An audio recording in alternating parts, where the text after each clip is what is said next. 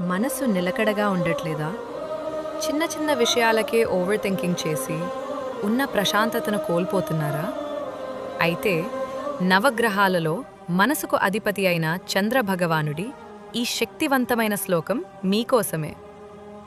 దదిశంఖ తుషారాభం క్షీరోదార్ణవ సంభవం నమామి శశినం సోమం సంభోర్ మకుటభూషణం.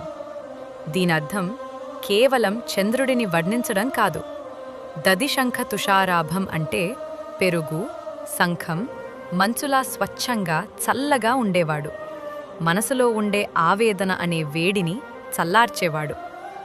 సంభోర్ మకుటభూషణం, సాక్షాత్తు ఆ పరమేశ్వరుడి తలపైన అలంకారంగా ఉండేవాడు.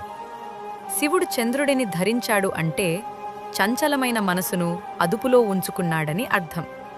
మనం ఈ శ్లోకం చదివితే మన మనసు కూడా ఆ శివుడి ఆజ్ఞలో ఉన్నట్టు నిశ్చలంగా, ప్రశాంతంగా మారుతుంది అని భావం.